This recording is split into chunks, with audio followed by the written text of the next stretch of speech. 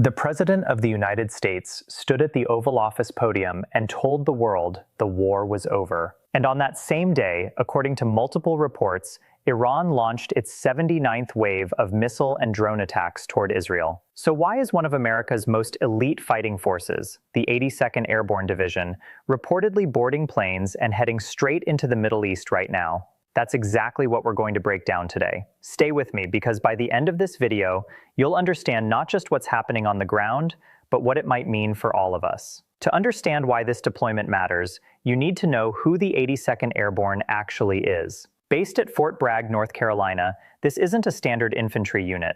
These are paratroopers, soldiers specifically trained to enter contested territory fast. According to publicly available military doctrine, their immediate response force can reportedly place roughly 3,000 troops anywhere on the planet in under 18 hours. That's not a peacekeeping posture. That's a rapid entry force.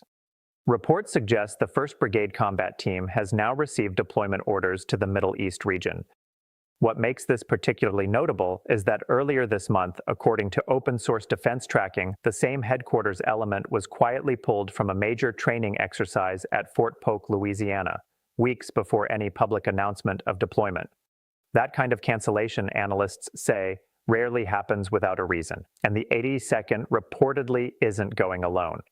According to defense analysts and open-source tracking, the U.S. force, now reportedly heading toward the Gulf region, could number between 6,000 and 7,000 personnel, when combined with 2 Marine Expeditionary Units, the 31st, reportedly aboard the USS Tripoli, and the 11th, which sources say had its Indo-Pacific deployment rerouted to the Middle East.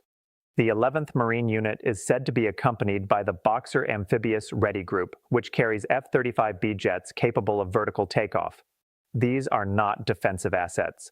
Several U.S. senators and defense analysts, including Senator Lindsey Graham, have reportedly named Karg Island as a possible strategic objective, a location off the Iranian coast that, according to energy analysts, processes a significant portion of Iran's oil exports.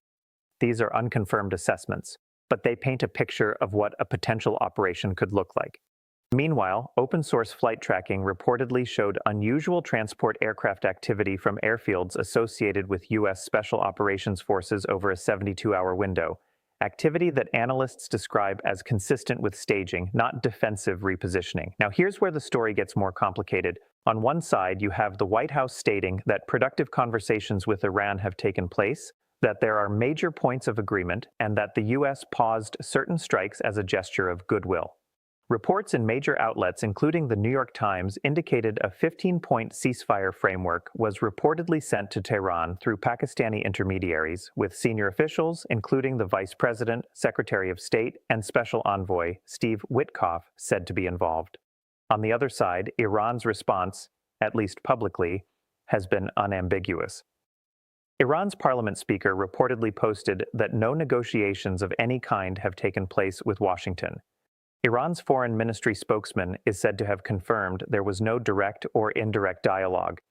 And Iran's foreign minister, according to CBS News, stated that Iran never requested a ceasefire and never asked for negotiation. Two completely opposite narratives, one claiming a peace process is underway, the other saying there is no one on the other end of the phone. So what do we actually know? We know missiles are still flying, we know troops are still moving, and we know that at least some of the ceasefire claims appear, based on available reporting, to be disputed by the other party.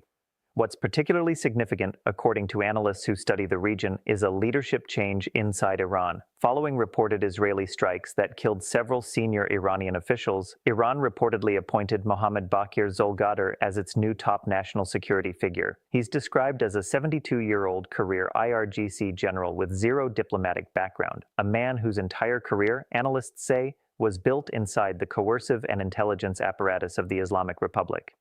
When a country at war replaces a pragmatic political figure with a hardline security general, that's not typically a signal that peace talks are imminent. Even setting aside the military picture, the economic ripple effects of this conflict are already being felt worldwide, and they may reach you personally. Reports suggest oil prices have surged significantly since the conflict began, with some analysts at Goldman Sachs reportedly projecting elevated prices could persist well into 2027. The national average for gasoline in the United States has reportedly climbed to levels not seen in over 2 years. The Strait of Hormuz, a narrow waterway through which roughly 20% of global seaborne oil reportedly passes, remains closed to Western shipping following an Iranian declaration. Shipping insurance premiums are said to have spiked 4 to 6 times their pre-war levels. Over 150 commercial vessels are reportedly stalled in surrounding waters. NATO allies in Europe reportedly declined a U.S. request for naval support to help reopen the strait.